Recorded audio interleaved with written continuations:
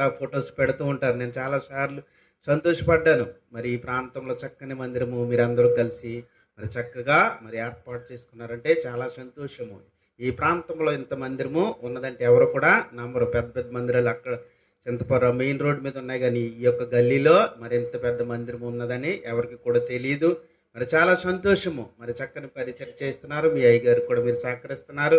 మరి చాలా సంతోషం. వారి పనులు వారు చేసుకుంటూ మరి దేవుని పరిచర్యలు ఎంతమందిని మరి నిలబెట్టడం అంటే అక్కడక్కడ కూడా చిన్న చిన్న పరిచర్యలు ఉన్నాయి. మేము కూడా ఇప్పుడు చిన్నప్పటి నుంచి దేవుని సేవలో ఉన్నాం, కానీ మేము చిన్న చిన్న మందిరాలు కట్టాం, కానీ ఇంతమంది ఎప్పుడు కూడా మా సంఘంలో ఎవరు కూర్చోరు. ఇది కడవరి కాలం, అంత్యకాలము, భయంకరమైన దినాల్లో మనము ఉంటూ ఉన్నాము. మరి సమయము లేదు, దినములు చెడ్డవి. మనము సమయానికి పోనివ్వకూడదు. దేవుని సన్నిధానంలో ఒక దినము గడుపుట 1000 దినముల కంటే శ్రేష్టమని దేవుని యొక్క పరిశుద్ధ గ్రంథము తెలియపరుస్తుంది. మనమందరం కూడా అందరూ సమానమే. ఈ లోకంలో మరి ప్రధానమంత్రి కూడా దేవుని సన్నిధానంలో ఉన్నాడంటే భూమి కింద ఉన్న సమస్తం కూడా ప్రధానమంత్రి పేరే కానీ ఆయనకి ఏమీ కూడా ఉండదు. మనమే ధన్యులము. మరి నీవు నేను ప్రభుని యేసుక్రీస్తుని అంగీకరించాము కనుక మనము ధన్యులము. ఈ లోకంలో ఎంతోమంది ధనవంతులు ఉంటారు, ఎంతోమంది ఆస్తిపరులు ఉంటారు, వారందరూ కూడా ధన్యులు కాదు. ప్రభుని యేసుక్రీస్తు నామములో నీవు నేను ఒక దినముడు దేవుని సన్నిధానంలో గడుపుతున్నామంటే 1000 దినముల కంటే శ్రేష్టము. హల్లెలూయా, దేవుని స్తోత్రం. నేను నా ఇంటి వారును యెహోవాను సేవించదము. కుటుంబం అంతా కూడా దేవుని సన్నిధానంలో ఉండే మరి మన ఈ దేవుని సన్నిధానంలో కుటుంబం అందరం ఉన్నాము, మేము ఉన్నాము. మా కుటుంబం అంతా ఉన్నవారు ఎవరు చేతులు ఎత్తండి. అలా కాదు, భార్య భర్త పిల్లలు అందరూ. చాలా సంతోషము. మరి కొన్ని చేతులు అయితే లేవట్లేదు.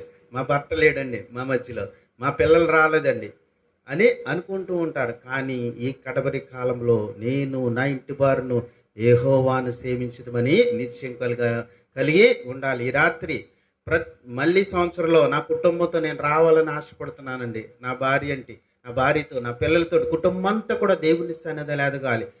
దేవుని చిత్తమైతే ఈ ఆదివారమే దేవుని సన్నిధానానికి నా పిల్లల్ని కుటుంబాన్ని తీసుకొస్తానని స్థిరమైన నిశ్చయం కలిగి మీరు ఉండాలి. హృదయంలో ప్రార్థన చేసుకోవాలండి. నువ్వైతే రక్షించబడ్డావు, కానీ దేవుని రాకడ సమీపించే సమయంలో పరలోక రాజ్యంలో నువ్వు పైనుంటే మరి నీ బిడ్డల కింద ఉంటే ఎంత వేదనో, ఎంత శోధనో, ఎంత బాధో. నీ భర్త పైనుండి నువ్వు కింద ఉంటే చాలా శోధన, చాలా బాధ. కానీ ఈ భయంకరమైన దిగ్దనాల్లో మనము నేను నా ఇంటి వారును యెహోవాను సేవించుతాము. కుటుంబం అంతా కూడా దేవుని సన్నిధానంలో ఉండాలి. ప్రతి ఆదివారం ఎంతో ఖర్చు పెట్టి ఎంతో వేయపడి ఈ ఉపవాస కొడుకులేంటి అనేక శ్రమలు పడి దేవుని పని చేయడం కూడా చాలా శ్రమ. అందరికి కూడా ఆ పని రాదండి. నేనైతే ఏదో పెద్ద చదువుకున్నాను, కానీ మరి దేవుని సేవ చేయాలని ఉద్దేశంతో దేవుని పనులకి వచ్చే మన యొక్క ఆలోచనలు వేరు, మన యొక్క తలంపులు వేరు. ఇక్కడ ఉన్న వారందరూ కూడా ప్రతి ఒక్కరు కూడా అనేక రకాలైన పనులు చేస్తూ ఉంటారు. మనం ఏదో ఆలోచన చేస్తూ ఉంటాము, దేవుని యొక్క ఆలోచన వేరు. హల్లెలూయా, దేవుని స్తోత్రం. మరి పరిశుద్ధ గ్రంథం నుండి నేను వాక్యంలోనికి చెప్పాలని ఆశపడుతున్నాను.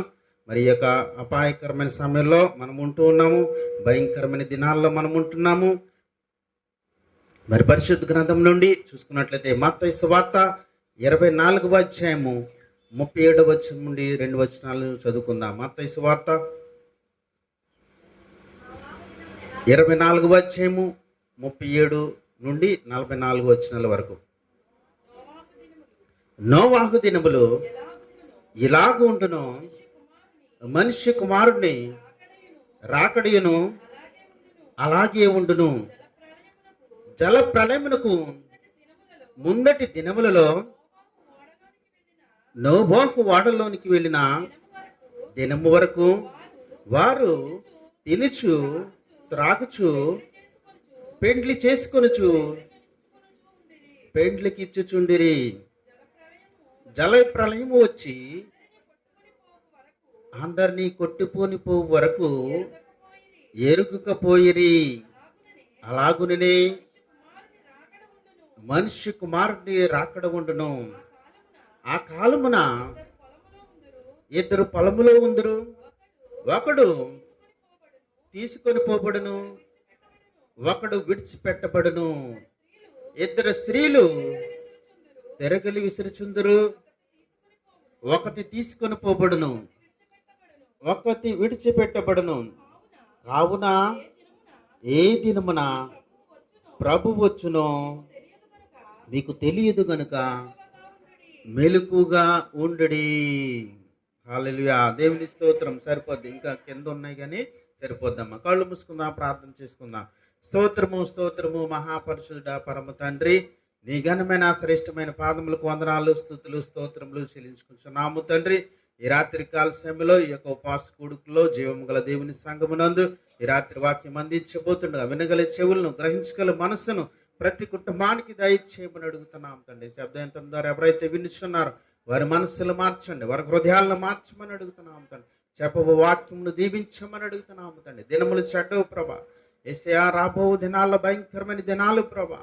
యేసయ్యా, నీకే వందనాలు ప్రభా. నీకే స్తుతులు స్తోత్రములు చెల్లించుకుంటున్నాము తండ్రి. నేను నా ఇంటి వారిని యెహోవాను సేవించుదమన్నావు తండ్రి.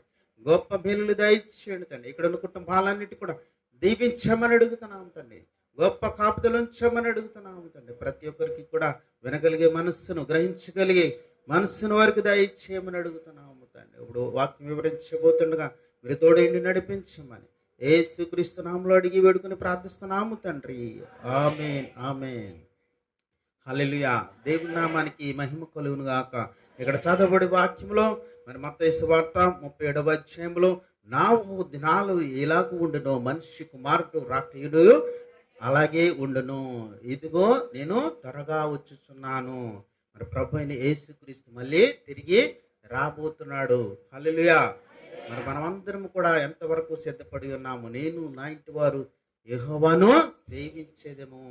మనమందరం కూడా ఎంతవరకు సిద్ధపడి ఉన్నాము? ఏదో వారం వారం దేవుని సన్నిధానికి వెళ్ళడం రావడం అనుకుంటున్నామేమో, కానీ మరి అవన్నీ కూడా మరి అన్నీ భయంకరమైన దుర్దినాల్లో మనం ఉంటున్నాము. దేవుని రాకడ సమీపించే దినాలు ఉన్నాయి. నోవహు గురించి తెలుసు కదా, వాడ కట్టాడు, వాడి కుటుంబం మాత్రమే మరి వెళ్ళారు. కానీ మనం ఈ ప్రాంతంలో చక్కని మందిరము దైవజనులు ఏర్పాటు చేశారు. కానీ మీరందరూ కూడా దేవుని సన్నిధానానికి వచ్చి ఉన్నారు. మన రక్త సంబంధులు ఉన్నారు, చాలామంది మన స్నేహితులు ఉన్నారు, బంధువులు ఉన్నారు. వారందరికీ కూడా మనం కూడా దేవుని యొక్క సువార్త తెలియపరచాలి. ఈ యొక్క అంత్యకాలంలో ఇటువంటి సువార్త కొడుకులు, ఇటువంటి మందిరాలు అనేక రకాలుగా దేవుని పని జరుగుతుందంటే నీవు ఇంకా రక్షించబడ్డావు. కానీ నీ బిడ్డలు, నీ పిల్లలు, నీ రక్త సంబంధాలు వారందరికీ కూడా మనము దేవుని యొక్క సువార్త ప్రకటించే భారము కలిగి ఉంది. ఎందుకు దేవుని రాకడ మరి రాలేకపోతుందంటే దేవుడు వారందరూ కూడా రక్షణ పొందాలండి. రక్షణ పొందాలి, బాప్తిసం పొందాలి, నమ్మాలి. నా తండ్రి ఇంట అనేక నివాసములు కలవు, లేని ఎడల నేను మీతో చెప్పుదును అంటాడు యోహాను సువార్తలో. నా తండ్రి ఇంట అనేక నివాసాలు ఉన్నవే. ఆ నివాసాల్లో నీవు నేను ఉండాలంటే ఈ భూమి మీద నీవు నేను మరి బాప్తిసం పొందాలి, రక్షణ పొందాలి. మన యొక్క జీవితం బాప్తిసం పొంది, రక్షణ పొంది దేవుని మందిరానికి వెళ్ళటం కాదు, అనేకమైన మంచి కార్యాలు చేయాలంట. నిన్ను వల్ల నీ పొరుగువారిని ప్రేమించాలంట, మన రక్త సంబంధులను ప్రేమించాలంట, పొరుగువారికి సహాయము చేయాలంట. అనేకమైన కార్యాలు ఉంటాయి. బాప్తిసం తీసుకుని వారం వారం దేవుని సన్నిధానికి వెళ్ళి ముసుగు వేసుకుని ఉంటే కాదు, మనం ప్రార్థిస్తే కాదు, అనేకమైన కార్యాలు చేయాలంట. దేవుని సన్నిధి మనము అనేక మంది సహాయపడాలంట, అనేక మందికి ప్రేమించాలంట, అనేక రకాలుగా మన దేవుని సువార్త ముఖ్యంగా ప్రకటించాలంట. ఎంతమంది సువార్త ప్రకటిస్తున్నా మనము మన భర్తకే తెలియపరచలేము, మన బిడ్డలకే తెలియపరచలేము. నేటి దినాలు అలాగున్నాయి. కానీ దేవుడు మన సహాయకుడు ఉంటాడంట, దేవుడు నిన్ను బలపరుస్తాడంట. మరి దేవుని యొక్క సువార్త ప్రకటించకపోయిన ఎడల నాకు శ్రమ, మరి నాకు చావు అయితే లాభమంటాడు భక్తుడైన పౌలు. మరి ప్రతి విషయంలో కూడా మనం కూడా దేవుని సువార్త ప్రకటించేవారుగా ఉండాలి. నోవహు దినాలు ఏ విధంగా ఉన్నాయో ఆ దినాలు కూడా ఈ పరిస్థితిలో అలాగే ఎప్పుడు మరణం సంభవిస్తూ ఇద్దరు బండి మీద వెళ్తూ ఉంటారు, మరి ఒకడు మరణిస్తున్నాడు. ఏ సమయాన్న మరి ఎలా సంభవిస్తుందో తెలియదు. భయంకరమైన వరదలు, విపత్తులు, అనేక దేశాల మధ్య, పెద్ద పెద్ద దేశాలు, పాలస్తీనా దేశము, గాజా దేశము, అనేకమైన దేశాల మధ్య ఐక్యత లేదు. క్రైస్తవ దేశాలే ఒకరిపై ఒకరి యుద్ధాలు. మనమైతే ఇంతవరకు క్షేమంగా ఉన్నాము. కానీ మరి గడిచిన వారంలో మరి జున్నూరు పాలెంలంట మరి భార్య భర్తలు ఏదో గొడవ పడి భార్యనే మరి పొడి చేశాడంట. మన జున్నూరు పాలెం ఈ ఏరియాలో న్యూస్ వచ్చింది, మరి మీకు తెలిసే తెలియదు. అటువంటి కార్యాలు దేవుని రాకడ సమీపించే దినాల్లో జరుగుతూ ఉంటాయి. భయంకరమైన దుర్దినాల్లో మనము దినములు చెడ్డవి సమయం పోనీయకుండా దేవుని సన్నిధిని ఒక దినముడు కనుక 1000 దినముల కంటే శ్రేష్టము. నాహోహు దినాలు ఏ విధంగా ఉన్నాయో ఆ దినాలన్నీ కూడా ఇప్పుడు ఉన్నాయి. యవ్వన కాలం అనేది ఎటు వయసుతో సంబంధం లేదు. భయంకరమైన ప్రదేశాలు, భయంకరమైన దినాల్లో మనం ఉన్నాము. మరి ఎవరు ఏ సమయాన్ని ఎలా జరుగుతుందో తెలియదు, ఏ సమయంలో ఏమి జరుగుతుందో తెలియదు. మనమైతే దేవుని యందు విశ్వాసం ఉంచి బాప్తిసం పొంది రక్షణ పొంది దేవుని సన్నిధానంలో గడపాలి. నేను నా ఇంటి వారిని యెహోవాను సేవించేదము. హల్లెలూయా.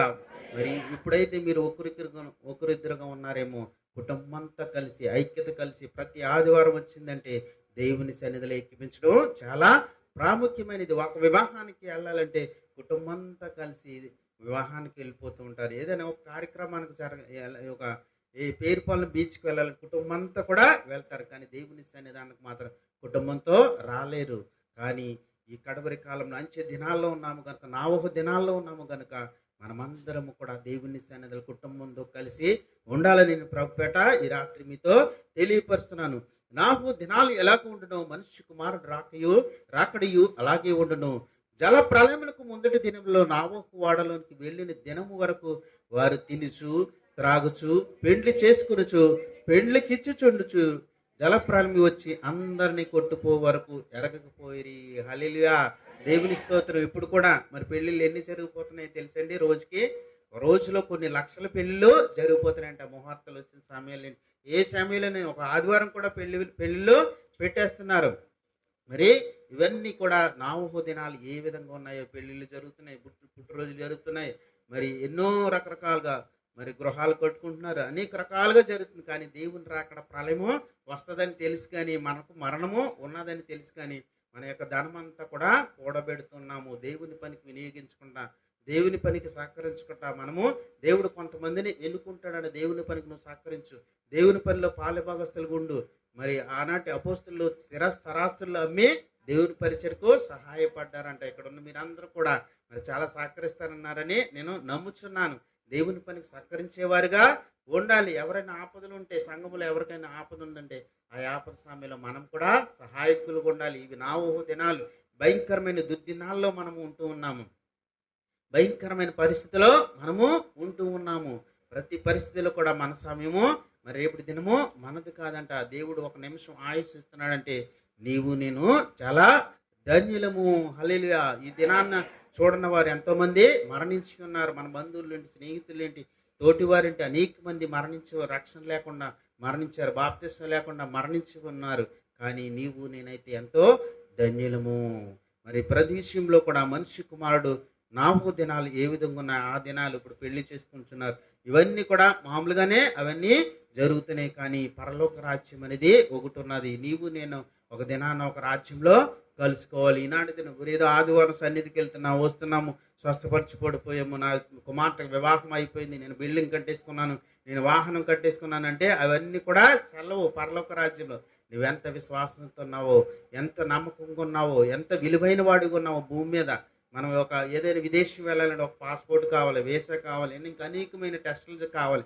అలాగే పరలోక రాజ్యానికి నీవు నేను చేరాలంటే అనేకమైన టెస్టులో పాస్ అవ్వాలంటే, ఒక గవర్నమెంట్ ఉద్యోగం సంపాదించాలంటే 100 మంది పరీక్షలు రాస్తారు, 100 మందికి రాదండి. కేవలం ఒక ముగ్గురికి మాత్రమే, 10 మంది మాత్రమే వస్తుంది. అలాగే పరలోక రాజ్యం కూడా మరి కొంతమందికి దేవుడు ఎన్నుకుంటాడంట. అందరూ కూడా అందరినీ ఎన్నుకోడంట. నమ్మి బాప్తిస్మం పొందేసాము, వారం దేవుని సన్నిధానికి వెళ్తాము, దేవునికి వారం దశభాగాలు ఇచ్చేస్తున్నాము అంటే కాదు.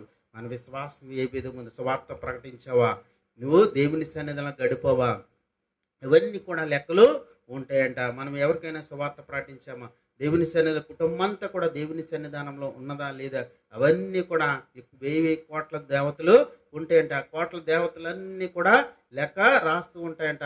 ఎన్నో కోట్ల మంది విశ్వాసులైన వారు ఉంటారు. ఒక్కొక్కరికి దేవుడు తగిన కాలంలో తగిన సమయమందు ఆయన బలిష్టమైన రెక్కల కింద నిన్ను హెచ్చించేవాడుగా ఉన్నాడు. దేవుని స్తోత్రం. దేవునికి నామం మహిమ కలుగును గాక. జలప్రళయం వచ్చి అందరినీ కొట్టుకొని పోవు వరకు ఎరగకపోయి, అలాగ నేనే మనిషి కుమారుడు రాకడా ఉండును. ఆ కాలమున 2 పొలములో ఉందరు, ఒకడు తీసి కొనుపోబడును, ఒకడు విడిచిపెట్టబడును. హల్లెలూయా. మనం విడిచిపెట్టే వారిలో ఉన్నామా, కొనుపోబడే వాడిలో ఉన్నామా? మరి చెప్పండి, మీరే చెప్పండి. మా కుటుంబం అంతా కూడా దేవుని సన్నిధానంలో పచ్చని ఒలీవ మొక్కల వలె ఉండాలి. నేను పరలోక రాజ్యంలో నా కుటుంబంతో సంతోషంగా ఉండాలి. బంగారు వీధుల్లో నేను నా కుటుంబం అంతా కూడా సంతోషకరంగా జీవించాలంటే ఈ భూమి మీద మనం అనేకమైన కార్యాలు చేయాలని ప్రభుపేట తెలియపరుస్తుంది. నా ఒక కాలంలో జలప్రాణం వచ్చే వరకు కూడా వారు పెళ్లి చేసుకుంటున్నారంట, వారు వ్యవసాయం చేస్తున్నారంట, రకరకాలైన పనులు చేస్తున్నారంట. మరి నా వారి కుటుంబం అంతా కూడా దేవుని స్వార్థ ప్రకటించారు, కానీ ఎవరు కూడా మరి జ్ఞానంతో ఆత్మీయ నేత్రము తెరుచుకోలేదంట. మరి వాడ పైకి వెళ్ళిపోతుంటే అప్పుడు మునిగిపోతున్నారంట, అప్పుడు తెలుస్తుందంట. అలాగే ఈ లోక రాజ్యంలో కూడా ఇప్పుడు కూడా మనం కూడా ఎవరికైనా దేవుని గురించి తెలియపరిచి, నువ్వు వెళ్ళేవలే, నీకు ఏమొచ్చింది, నీకు శ్రమలే కదా, నీకు బాధలే కదా, నీకు ఇబ్బందులే కదా, నీకు పిల్లలు ఉన్నారా, నీకు గృహం ఉందా అని ఎన్నో శోధనలు వస్తూ ఉంటాయి, ఎన్నో వేదనలు వస్తాయి. కానీ హృదయ రహస్యములు ఎరిగిన దేవుడు ఏదో ఒక దినాన్ని గృహాన్ని ఇస్తాడు, బిడ్డలను ఇస్తాడు, వివాహం అనుగ్రహించేస్తాడు. ఎటువంటి సమస్యలు ఉన్నా, ఎటువంటి అనారోగ్య సమస్యలు ఉన్నా, ఎటువంటి బాధలున్నా దేవుడు నిన్ను నమ్మినవాడు విడిచిపెట్టే దేవుడు కాదు. ఆయన మాట ఇచ్చినవాడు ఆయన మాట ఎలా ఇచ్చాడంటే, 3వ దినమున లేస్తానన్నాడు, లేచాడు. ఆయన కరవల సిరులో బలియాగం అవుతానన్నాడు, బలియాగం చనిపోయి మరణించి తిరిగి 3వ దినము లేచాడు. అలాగే మనం కూడా దేవుడు ఏదైనా వాగ్దానం ఇచ్చాడంటే, ఏదైనా మాట ఇచ్చాడంటే ఈ లోకంలో కాకపోయినా పరలోక రాజ్యంలో ఆ వాగ్దానాన్ని నెరవేరుస్తాడు. హల్లెలూయా, దేవుని స్తోత్రం, దేవుని నామానికి మహిమ కలుగును గాక. మరి ప్రతి ఒక్కరు కూడా నమ్మాలి, విశ్వాసంతో ముందుకు సాగిపోవాలంట. కొన్ని శ్రమలు వస్తూ ఉంటాయి, కొన్ని ఇబ్బందులు వస్తూ ఉంటాయి మన యొక్క జీవితాల్లో. ఏంటి శ్రమ, ఏంటి బ్రతుకు, ప్రతి ఆదివారం దేవుని సన్నిధానానికి వెళ్తున్నాను కదా, ఏంటి నాకు ఈ సమస్యలు ఏంటి, ఏంటి నా భర్త వాళ్ళ సమస్యలు ఏంటి, నా బిడ్డల వాళ్ళ సమస్యలు ఏంటి అని భయంకరమైన సమస్యలు వస్తూ ఉంటాయి. ఎవరికండి? ఆరోగ్యవంతుడికే బాధలు, శ్రమలు, ఇబ్బందులు వస్తూ ఉంటాయంట. చెడ్డగారికి రోడ్డు మీద చెడ్డోడు వెళ్ళిపోతున్నాడంటే, పిచ్చుకుక్క మరుగుపోతూ ఉంటే దాన్ని ఎవరు కూడా పట్టించుకోరు. ఒక మంచివాడు ఏదైనా చేస్తానంటే వాడు ఏంటి ఇలా ఇప్పుడు అని ఆలోచన చేస్తూ ఉంటారు. అలాగే మనం కూడా దేవుని యందు విశ్వాసం కలిగి ఉన్నట్లయితే దేవుడు తప్పకుండా నిన్ను నీ కుటుంబాన్ని ఆయన బలిష్టమైన చేతుల కింద దేన మనసుకులై ఉన్నట్లయితే, నేను నా ఇంటి వారును యెహోవాను సేవించేవారు ఉన్నామా లేమా అని ఆలోచన చేసుకోవాలంట. ఆ కాలమున 2 పొలములో ఉందరు, ఒకడు తీసుకొని పోబడును, ఒకడు విడిచిపెట్టబడును. 2 స్త్రీలు తెరుగులు విసిరిచుందరు, ఒకటి తీసుకొని పోబడును, ఒకటి విడిచిపెట్టబడును. కావున ఏ దినమున మీ ప్రభు వచ్చునో మీకు తెలియదు గనుక మెలకుగా నుండి. హల్లెలూయా. మనం ప్రార్థించే గుంపులో ఉన్నామా, దేవుని సన్నిధానంలో ఉండే గుంపులో ఉన్నామా, మరి బయట గుంపులో ఉన్నామా అనుకోండి. కొంతమంది దేవుని సన్నిధికి వెళ్తూ ఉంటారు, కానీ బయటకు వెళ్ళి ఇవి అన్నీ మామూలే, నేను బాప్తిసం తీసుకున్నాను కదా, మరి దేవుని సన్నిధానికి వెళ్ళిపోతున్నాను కదా, దేవుడు ఏదో దానన్నా నన్ను రక్షిస్తాడు కదా అనుకుంటాం. మేము చూస్తూ ఉంటాం చాలా మందిని కూడా.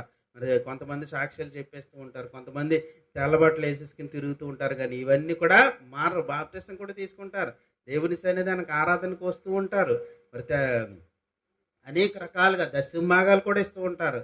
మాకు తెలిసిన ఒక సహోదరుడు ఉన్నాడు, మరి చాలా భయంకరమైన విషయాలు చెప్పుకుంటూ పోటీ ఇవన్నీ కూడా చెప్పాల్సిన విషయాలు కాదు, మనమే తెలుసుకోవాలి. భయంకరమైన దినాల్లో ఉంటున్నాము, నావోహు దినాలు, భయంకరమైన దుర్దినాలు. అవన్నిటి కూడా మనం పట్టించకుండా దేవుని సన్నిధానంలో బైబిల్ వాక్యాన్ని చదువుతూ ప్రతి దినము కూడా కుటుంబంతో ఆరాధన చేసుకుంటూ, కుటుంబం అంతా కూడా దేవుని సన్నిధిలో ఎలా ఉంటావు ప్రతి దినము కూడా మనము ప్రార్థించుకోవాలంట. కుటుంబ ప్రార్థన ఎంతమంది అయితే చేసుకుంటున్నారు, కుటుంబ ప్రార్థన చేసుకోవాలంట. మన బిడ్డలు దైవజనులు ఎంతవరకు చెప్తూ ఉంటారు, దైవజనులు దేవుని మందిరంలో కొంతవరకు దేవుని యొక్క వాక్యాన్ని చెప్పుకుంటూ ఉంటారు, కానీ చెప్పుకుంటూ వెళ్ళిపోతూ ఉంటారు. అవి కొన్ని మనం ఈ చేతితో విడిచిపోతూ ఉంటాం, పెడుతూ ఉంటాం. కానీ మనకు మనమే హృదయానుసారంగా నీకు నీవే ఆత్మీయ నేత్రములు తెరవాలంట. మన దేవుని యొక్క వాక్యంలో ఆత్మీయ నేత్రములు తెరిచి దేవుని యొక్క వాక్యాన్ని ప్రార్థన ద్వారా మనం ఉండేట్లే ఆటోమేటిక్గా దేవుడే ధైర్యం ఇస్తాడంట.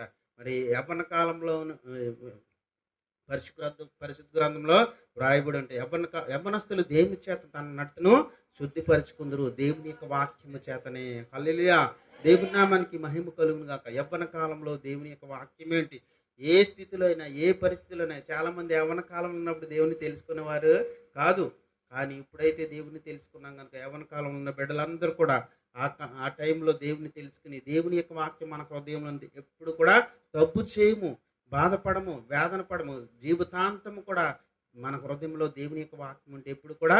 చాలామంది ఈ రోజుల్లో చూస్తున్నారు భయంకరంగా, మరి వారికి వారే ఆత్మహత్యలు చేసుకుంటున్నారు, వారికి వారికే మరి విషం తాగుతున్నారు, భార్యాభర్తల ఐక్యత లేక సమాధానం. అవన్నీ ఎందుకు జరుగుతున్నాయంటే వారి యవ్వన కాలంలో వారి యొక్క హృదయంలో దేవుని యొక్క వాక్యము లేని వల్లనే అటువంటి కార్యాలు జరుగుతున్నాయి. అప్పుడప్పుడే చూస్తున్నాం, మొన్న ఈ మధ్యలో చూస్తాను, దొడ్డుపట్ల ప్రాంతంలో భార్యాభర్తలు చాలా ఐక్యతంగా ఉండేవారంట, చాలా మంచిగా ఉండేవారంట. పిల్లలు లేరని ఏదో చిన్న చిన్న గొడవలు వస్తున్నాయంట. చెప్పా చేయకుండా ఒక లెటర్ రాసి పెట్టేసి రాత్రి కాల సమయంలో వెళ్ళిపోయిందంట. మరి చూడండి, భయంకరమైన దుర్దినాలు, భయంకరమైన దినాల్లో. పిల్లలు లేకపోతే వెళ్ళిపోతే, పిల్లలు లేకపోతే మరి సంతానం లేని వారి గురించి బైబిల్లో రాశాడు. నువ్వు ధన్యురాలు అన్నాడు దేవుడు. సంతానం లేని వారికి అసలు గొడ్రాలా, నువ్వు పిల్లలు కనదానా, వేదన పడందానా, నువ్వు ధన్యురాలు అన్నాడు. మనం ఏ వేదన పడక్కర్లేదు, ఆస్తి లేకపోయినా పర్వాలేదు, బిడ్డలు లేకపోయినా పర్వాలేదు.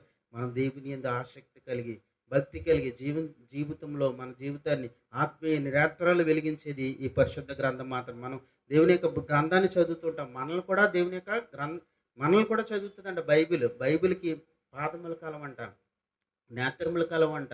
అవన్నీ కూడా పరిశుద్ధ గ్రంథం ద్వారా అనేకమైన అద్భుత కార్యాలు చేస్తాడు. బైబిల్ చదివితే నాకు ఏమొస్తుంది, దేవుని సన్నిధానానికి వెళ్తే నాకు ఏమొస్తుందా అనుకుంటుంది. కానీ వచ్చినా రాకపోయినా దేవుని యొక్క గ్రంథాన్ని మనం చదివితే పరిశుద్ధ గ్రంథం కూడా నిన్ను నన్ను చదువుతుంది. కనీస జ్ఞానం లేకుండా యవ్వన కాలంలో వారికి దేవుని యొక్క వాక్యం వారి హృదయంలో లేని వలన ఆత్మహత్య చేసుకుంటున్నారు, భయంకరమైన వ్యసనాలకు పాల్పడుతున్నారు, భయంకరమైన మద్యపానమైన తాగుడనే అలవాట్లుగా కనీస జ్ఞానం అనేది లేకపోతే మరి అలా ఉంది నేటి పరిస్థితులు. కుటుంబ పరిస్థితులు చూస్తున్నాం కదా, చాలా వేదనకరమైన పరిస్థితులు. దేవుని తెలిసిన వారే, దేవుని గ్రంథం తెలిసిన వారే, వాక్యం తెలిసిన వారే భయంకరమైన వేదనలో ఉంటూ ఉన్నారు. అవన్నీ కూడా మనము చేయకూడదు. దేవుని యొక్క రాకడా సమీపించే దినాలంట, భయంకరమైన దుర్దినాల్లో మనము ఉంటున్నాము గనుక మనం ఎప్పుడు కూడా నాహో దినాలు వలె సిద్ధంగా ఉండాలంట. పడవ రెడీగా ఉన్నది, అవి ఎక్కడానికి మనము సిద్ధంగా ఉండాలంట. దేవుని రాకడ ఎప్పుడు వస్తుందో మనకు తెలియదు. దేవుడు ఎందుకు ఆలస్యం చేస్తున్నాడంటే, మనం ఇంకా చాలా మంది రక్షణ పొందలేనటువంటి వారు ఉన్నారంట ఈ భూమి మీద. చాలా మంది రక్షణ లేనటువంటి వారు ఉన్నారు. చాలా మంది కూడా భయంకరమైన వ్యసనాలతో ఉన్నారు. వారందరి కోసం దేవుని రాకడా మరి సమీపించి ఉన్నదంట. ఆయన ఆలస్యం చేయించున్నాడంట. ఆయన తెలివైన వాడు, ఆయన జ్ఞానవంతుడు, వాగ్దానం ఇచ్చిన వాడు, నెరవేర్చే దేవుడు. మరి ప్రతి విషయంలో కూడా దేవుడు గొప్ప కార్యాలు చేసే దేవుడు అంట. మరి మనము నాలుగు దినాలు కనుక మనము ఎప్పుడు కూడా సిద్ధంగా జీవించాలి. మరి యోహాను సువార్త 14వ అధ్యాయము 1-5 పరిశుద్ధ గ్రంథము నుండి, మీ హృదయమును కలవరపడనీకుడి, దేవుని యందు విశ్వాసముంచుచున్నారు, నా యందును విశ్వాసముంచుడి.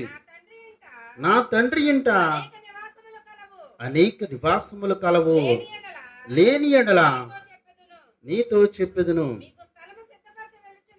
నేను చెప్దాం, స్థలము సిద్ధపరచ వెళ్ళుచున్నాను. నేను వెళ్ళి నేను సిద్ధపరచిన ఎడల నేనుండు స్థలములో మీరును ఉండులాగున మరలా వచ్చి నా యొద్ద నుండుటకు మిమ్మును తీసుకొని పోవుదును. సరిపోద్దాం. మీ హృదయములను కలవరపడనీకుడి, దేవుని యందు విశ్వాసముంచుచున్నారు, నా యందును విశ్వాసముంచుడి.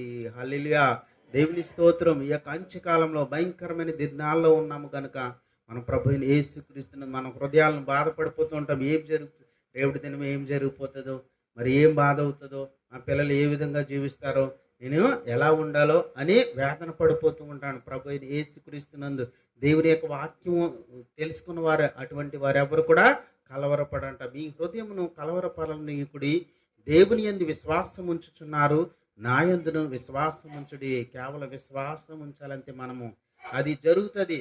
మరి క్రైస్తవులైన వారు ఎవరైనా అది జరగదు అనుకోకూడదంట, నా ఆరోగ్యం బాగోదు అనుకోకూడదంట, నా యొక్క కుమార్తెకు వివాహం జరగదు అనుకోకూడదంట. జరుగుతుంది అని విశ్వాసంతో మనము ముందుకు సాగిపోవాలంట. నా తండ్రి ఇంట అనేక నివాసములు కలవు, లేని ఎడల మీతో చెప్పదును. హల్లెలూయా. ప్రభువైన యేసుక్రీస్తు ఈ లోకంలోనికి వచ్చి 33.5 సంవత్సరాలు దేవుని యొక్క సువార్త ప్రకటించి కల్వరి సిలువలో బలియాగమై మరి మరణించి సిలువ వేయబడి తిరిగి 3వ దినమున లేపబడలేదా? ఆయన చెప్పాడు. మళ్ళీ తిరిగి ఇదిగో నేను త్వరగా వచ్చుచున్నాడు, నిన్ను నేను రూఢుడై ఆయన రాబోతున్నాడంట, నిన్ను నన్ను కూడా తీసుకెళ్ళబోతున్నాడంట. ఆయన మాట ఇచ్చినవాడు తప్పని వాడు కాదు. హల్లెలూయా. ప్రభు యేసుక్రీస్తు జననము మరణము ఒక అద్భుతం అంటే మరి ఒక వింత చూడబోతున్నాం, భయంకరమైన మహాద్భుతం చూడబోతున్నాం. ఆయన తిరిగి రాబోతున్నాడు. పరలోక రాజ్యం ఖచ్చితంగా ఉన్నది, మరణము ఉన్నది, మరి జీవము ఉన్నది. కానీ మనము ఏదో నామకార్థంగా దేవుని సన్నిధికి వెళ్ళటం రావడం కాదు, ఏదో ఆరాధనకు వెళ్ళి వచ్చడం కాదు, ఏమో ఉన్నదో లేదో అనుకుంటూ ఉంటారు. మరి నిజంగా మరి పరలోకం ఉన్నదా లేదా అనుకుంటారు. కానీ పరిశుద్ధ గ్రంథంలో పరలోకం ఉన్నది. అది ఎవరికంటే మరి దేవుని సన్నిధానంలో మరి నమ్మి బాప్తిసం పొందిన వారికి మాత్రమే. మరి అనేక రకాలుగా చాలా ఉన్నాయి, అవన్నిటిని అనుసరించిన వారికి మాత్రమే పరలోక రాజ్యము. తిండిబోతులు, తాగుబోతులు, మరి తిరుగుబోతులు వారందరూ కూడా పిరికివారు, ఆత్మహత్య చేసుకునేవారు వారందరికీ కూడా నరక రాజ్యం అంట.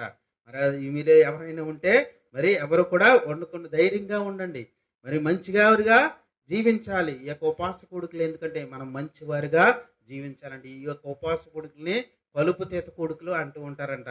మరి పొలంలో ఏదైనా చెత్త చెదారం ఉంటే ఆ కలుపు తీస్తూ ఉంటారంట. చెరువులో ఏదైనా చెత్త చెదారం ఉంటే, వేరే వస్తువులు ఏముంటే అవన్నీ కూడా తీసేస్తూ ఉంటారంట. అందుకే దైవజనులు ప్రతి ఒక్క సంఘంలో మేము కూడా ఏర్పాటు చేసాం. అడుగుపాలు చారును ప్రార్థన మందులో కుమారత్న పాస్టర్ గారిని మీ దగ్గరికి వచ్చి ఉన్నారు. ఆయన నేను చాలా సార్లు వచ్చాము, వివాహాలకి మరి చాలా కార్యక్రమాలకు వచ్చాము, తెలిసే ఉంటుంది. ఆయన మా మావయ్య గారు.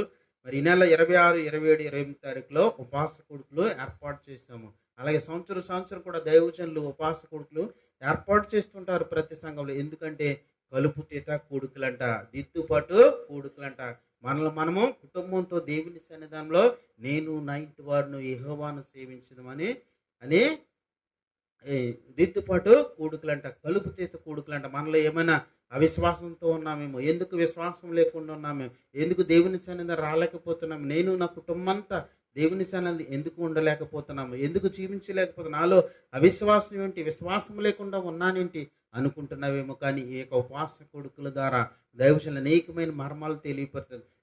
దైవజనులు తెలియపరుస్తారు. కానీ ఈ చెవితో వినేవారిగా ఉన్నాము. మనము ఫోన్లు, టీవీలు అవన్నీ చూస్తూ ఉన్నాము. కానీ నేటి దినాల్లో నిజమైన అవసరమైన వాటిని మనము హృదయంలో ఉంచుకోలేకపోతున్నాము. కానీ మీరు సంఘం అంతా కూడా దేవుని యొక్క మాటలు హృదయంలో ఉంచుకుంటున్నారని నేను నమ్ముచున్నాను. మీ హృదయంలో కలవరపడనీకుడి, దేవుని యందు విశ్వాసం ఉంచుతున్నారు, నా యందును విశ్వాసం ఉంచుడి.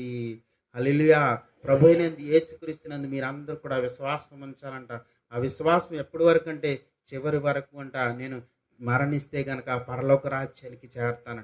ఏ సమయంలో మరణం వస్తుందో తెలియదు. అది ప్రతి గడి అంట. ప్రసంగి గ్రంథంలో భూమి కింద సమస్తం కూడా దేవుడు రోడ్లు వేయడానికి కూడా మరి నిర్ణయిస్తాడంట, మందిరం నిర్మించడానికి కూడా నిర్ణయిస్తాడంట, మనకు వివాహం కడగడానికి, సంతానం కలగడానికి కూడా ఆయన నిర్ణయిస్తాడంట. భూమి మీద సమస్యను కూడా ఓన్లీ మన క్రైస్తవులకు మాత్రమే కాదు, ఈ ప్రపంచంలో ఉన్న భూమి మీద ఉన్న ప్రతి ఒక్కరికి కూడా, ప్రధానమంత్రికి కూడా ఆయన సమయము నిర్ణయిస్తాడని. ఆయన మరణ గడి అంటే ఆయన ఎప్పుడు ప్రధాని అవ్వాలి, ఎప్పుడు ప్రధానం దిగిపోవాలి. మరి వైఎస్ రాజశేఖర రెడ్డి గారు ఉన్నాడు, ఆయన ఎప్పుడే మరి ముఖ్యమంత్రి అయ్యాడో, ఎప్పుడు మరణించాడో అవన్నీ కూడా సమస్యలను కూడా దేవునికి తెలుసు. దేవునికి తెలియకుండా ఏ సమయంలో ఏ ప్రభుత్వం రావాలి, ఎవరు ఏ అధికారం మన మధ్యలో రావాలో, ఎలాగా వివాహాలు జరగాలి, అవన్నీ కూడా దేవునికి తెలిసి. ఎప్పుడు ఆపద రావాలో, ఎప్పుడు కష్టం రావాలో, ఎప్పుడు నష్టం రావాలో, ఎప్పుడు ధనం మనకు రావాలో అవన్నీ కూడా దేవునికి తెలిసి అంట. ప్రసంగి గ్రంథంలో వ్రాయబడి ఉంది. అవన్నీ కూడా మీరు చదువుతూ ఉంటే తెలుస్తుంది.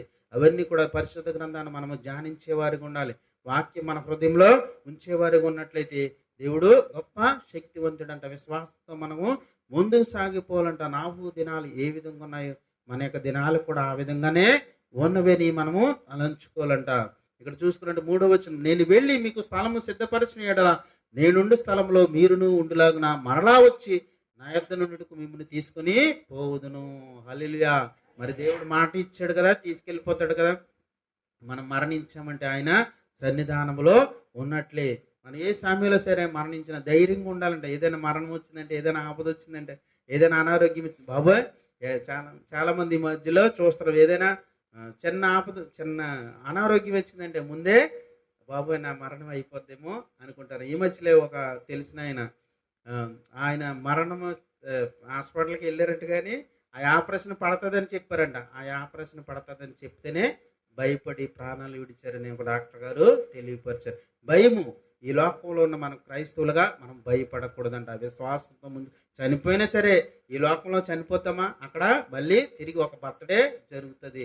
ఈ లోకంలో ఒక ప్రెగ్నెంట్ లేడీ 9 నెలలు మోసి కని బిడ్డను ఎంతో వేదన ఉంటుంది, బాధ ఉంటుంది, ఎంతో ఖర్చు అవుతుంది. కానీ ఎంతో సంతోషపడతాం. మన ఇంట్లో ఒక బిడ్డ పుట్టాడండి, సంవత్సరం వచ్చినాడు, బర్త్డే చేయాలంటే ఎంతో డబ్బులు ఖర్చు పెట్టేది, ఎంతో సంతోషపడిపోతాం. అలాగే భూమి మీద ఎవరైనా మరణించారంటే పరలోక రాజ్యంలో దేవదూతలు ఎంతో సంతోషపడిపోతూ ఉంటారంట. దేవుడు కూడా ఎంతో సంతోషపడతాడంట, దేవదూతలు సంతోషపడతాయంట. అక్కడ మహావిందు జరుగుతుందంట. అక్కడ ఒక సంవత్సరమైన దయగల కిరీటం, ఈ భూమి మీద సంవత్సరమైన దయగల కిరీటం ముఖ్యం కాదంట. ఏంటి అంటే మరణించుట కంటే ఏది ఇదేమంటారు, దేవుని స్తోత్రం, ఒకరి జన్మదినము కంటే మరణ దినమే మేలు. ఆ మరణ దినం ఏ విధంగా ఉండాలంటే, ఈ లోకంలో ఎంతోమంది అందరూ చనిపోతూ ఉంటారు, అందరికీ మరణం వస్తూ ఉంటుంది, ధనవంతులు మరణిస్తారు. కానీ ప్రభు యేసు క్రీస్తునందు మనం మరణించాలి.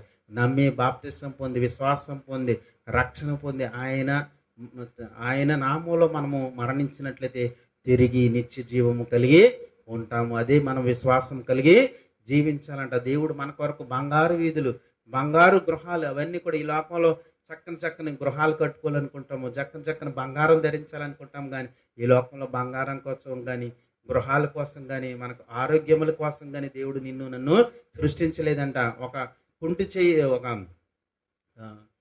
చెయ్యి లేకుండా అయినా విశ్వాసంతో మనము పరలోక రాజ్యానికి చేరిపోవాలంట. ఆ చెయ్యుండి మనం చెడ్డ పనులు చేసి ఆ పనులు చేసి మనం దేవుని రాజ్యానికి వారసులం కదా. ఆ చెయ్యి లేకపోయినా ఏదైనా వ్యాధి వచ్చిందని ఆ చెయ్య తీసేస్తున్నారు.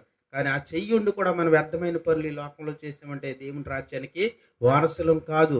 ఎంతోమంది గుడ్డివారు ఉన్నారు, ఎంతోమంది కుంటివారు ఉన్నారు, ఎంతోమంది బలహీనులు ఉన్నారు. అటువంటి అందరూ కూడా మరి దేవుని రాజ్యానికి వారసులు అవుతారు. దేవుడు మనకు అన్ని ఇచ్చాడు, చెవులు ఇచ్చాడు, కళ్ళు ఇచ్చాడు, అన్ని ఇచ్చాడు, మంచి ఆరోగ్యం ఇచ్చాడు. దేవుని సన్నిధానానికి వెళ్ళలేని పరిస్థితులు ఉంటాయి, విశ్వాసం లేని పరిస్థితులు ఉంటాయి, అపనమ్మకమైన పరిస్థితిలో జీవిస్తూ ఉంటాము. కానీ భయంకరమైన దుర్దినాల్లో ఉన్న మనము నీవు నేను ఏ విధంగా ఉంటున్నాము? నాహు దినాలు, మరి ప్రస్తుత కాలంలో నాహు దినాలు ఎప్పుడు సువార్త ప్రకటించకుండా ఉంటుందో తెలియదు. బైబిల్ గ్రంథాలు కూడా అమ్మరంట, దేవుని మందిరాలు కూడా మూయబడతాయంట. భయంకరమైన మన ప్రాంతంలో చూసుకున్నట్టే దేవుని గురించి దేవుని మందిరాలు ఎలా ఉన్నాయి కానీ మనం ధైర్యంగా చెప్పుకుంటున్నాం. కానీ ఒక్కొక్కటి మరి దేవుడు చేస్తూ ఉంటున్నాడంట, దేవుడు చేస్తున్నాడు. ఈ యొక్క ప్రభుత్వం ద్వారా కానీ భయంకరమైన దుర్దినాలు రాబోతున్నాయి. మనం ఎలా ఉండాలంటే మన హృదయంలో పడనీయకుండా ఉండాలంట. నమ్మి విశ్వాసంతో ముందు ఎటువంటి శ్రమ వచ్చినా ఎటువంటి ఇబ్బంది వచ్చినా మీరు దేవుడిని నమ్మితే రేషన్ కార్డులు తీసేస్తూ ఉంటారు, గృహాలు కరెంట్ కట్ చేస్తూ ఉంటారు. రాబోయే దినాలు భయంకరమైన దుర్దినాలు రాబోతున్న ఎన్ని పరిస్థితుల నుండి మనము తప్పించబడాలంటే నీవు నేను కూడా నమ్మాలి, దేవుని యందు విశ్వాసం ఉంచాలంటే కుటుంబం అంతా కూడా దేవుని సన్నిధానంలో మనము మోకరించి ప్రార్థన చేసుకోవాలంట, కుటుంబ ప్రార్థన చేసుకోవాలంట, దేవుని సన్నిధానం ఆరాధించుకోవాలి. దేవుని మందిరానికి కరోనా సమయంలో చాలా మంది కూడా దేవుని సన్నిధానం రాలేని పరిస్థితులు ఉన్నాయి. కానీ ఇంటి దగ్గర ఉండి ఎంతమంది మరి ప్రార్థించారో తెలియదు. నీవు నేను ఎంతో ధన్యులము. కరోనా సమయంలో ఎంతో మంది మరణించి ఉన్నారు. మన ఆత్మీయులేంటి, మన యొక్క బంధువులేంటి, ఎంతోమంది ధనవంతులేంటి, వారందరూ కూడా మరణించారు. నిన్ను నన్ను కూడా దేవుడు మా చక్కని ఆయుష్ ఇచ్చి చక్కని ఆరోగ్యం ఇచ్చి ఇప్పటి వరకు కూడా దేవుని సన్నిధిలో మంచి ఆరోగ్యంగా ఉంచి ఉన్నాడంటే దేవుని కృప. నువ్వు సువార్త ప్రకటించాలి, కుటుంబం అంతా కూడా దేవుని సన్నిధానంలో ఉండాలి. నాహు దినాలు ఏ విధంగా ఉన్నాయో ఆ విధంగా ఈ నేటి పరిస్థితులు ఉంటున్నాయి. మన లోకం పరిస్థితి మనం ఏమి కూడా పట్టించుకోకూడదు. ఈ లోకంలో ఎన్నో రకరకాలైన చెడు స్నేహాలు, చెడు రహస్యాలు అవన్నీ కూడా ఉంటూ ఉన్నాయి. పాపం చేయడానికి చాలా ఈజీ అండి, మోసపోవడానికి చాలా ఈజీ.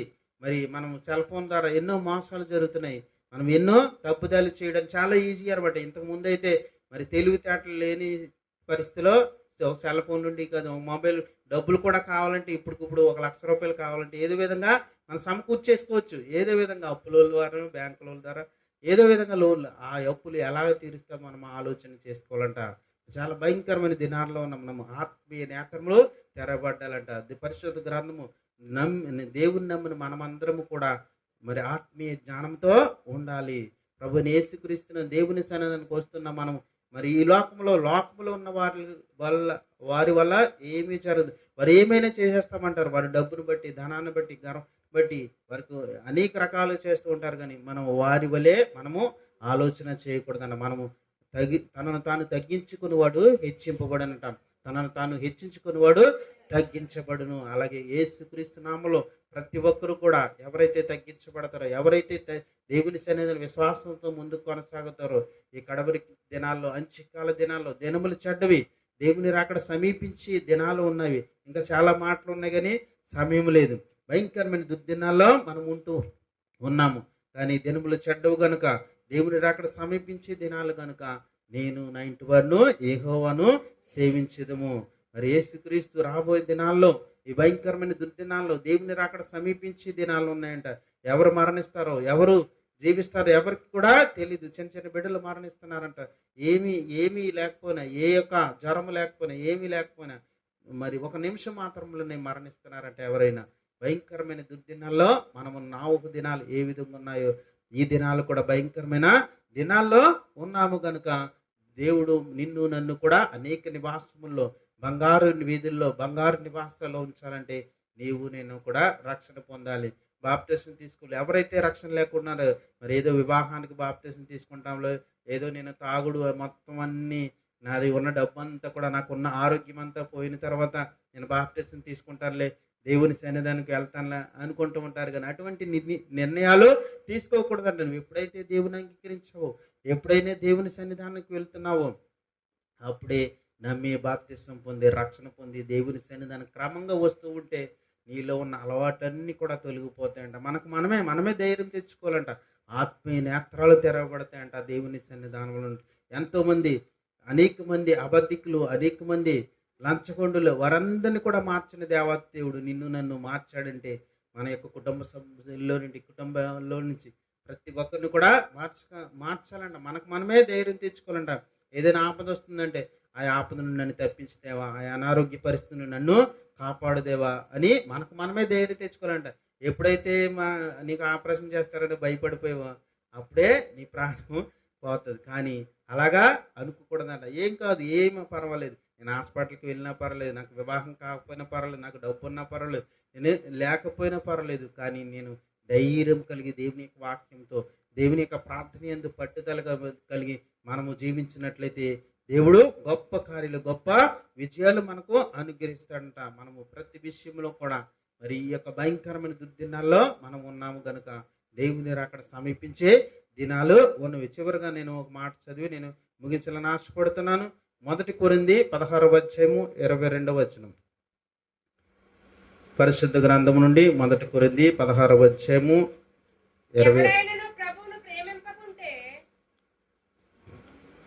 చదువమ్మా. ఎవడైనను ప్రభువును ప్రేమింపకుంటే వారు శపింపబడును గాక. ప్రభు వచ్చుచున్నాడు. ప్రభు అయిన యేసుక్రీస్తు కృప మీకు తోడయుండును గాక. క్రీస్తు యేసునందులి నా ప్రేమ మీ అందరితో ఉండును గాక. ఆమేన్. పరిశుద్ధ గ్రంథం నుండి 1 కొరింథీ 16:22-23 ఈ విధంగా, ఎప్పుడైనా నువ్వు ప్రభువును ప్రేమింపకుంటే వాడు శపింపబడును గాక. ప్రభు వచ్చుచున్నాడు. ప్రభు అయిన యేసుక్రీస్తు కృప మీకు తోడయుండును గాక. ఎవరైతే ఈ లోకంలో ప్రభుని యేసుక్రీస్తుని అంగీకరించేవారు ఉంటే వారు శపింపబడతారంట. నీవు నేను కూడా ప్రభుని యేసుక్రీస్తుని అంగీకరించేవారుగా ఉన్నామా లేమా అని ఆలోచన చేసుకోవాలి. మన యొక్క తోటి స్నేహితులు, మన యొక్క రక్త సంబంధులు, మన యొక్క బిడ్డలు, వారందరూ కూడా ప్రభుని యేసుక్రీస్తును సేవించాలంట. నేను నా ఇంటి వారును యెహోవాను సేవించేదము. హల్లెలూయా. దేవుని స్తోత్రం. కుటుంబం అంతా కూడా దేవుని సన్నిధిలో ఉంటే ఎంతో సంతోషం ఉంటుంది. ఒక వివాహంలో కుటుంబం అంతా కలిసి ఒక ఫోటో తీసుకున్నామంటే ఎంత సంతోషంగా ఉంటుంది. అందులో ఒక ఫోటోలో ఎవరు లేకపోయినా ఆ ఫోటోకి విలువ ఉండదు. అలాగే దేవుని మందిరంలో నీవు, నీ బిడ్డలు, కుటుంబం అంతా కూడా దేవుని మందిరంలో కనపడితే పరలోకంలో దేవతలు సంతోషపడతాంట. ప్రభుని యేసుక్రీస్తు సంతోషపడతాడు. కేవలం దేవుని సన్నిధిలో, దేవుని మందిరానికి వచ్చి వెళ్ళటం కాదు, కానీ రక్షణ పొందాలి, బాప్తిసం పొందాలి. అటువంటి నిశ్చయం కలిగి మనమందరం కూడా జీవించి ప్రతి కుటుంబం కూడా దేవుని సన్నిధిలో ఉన్నట్లయితే దేవుడు సకల ఆశ్వర్యాలు, సకల ఐశ్వర్యాలు మీకు కుటుంబాలకు దేవుడి యొక్క వాక్యం బట్టి దయచేసి నడిపించిన గాక.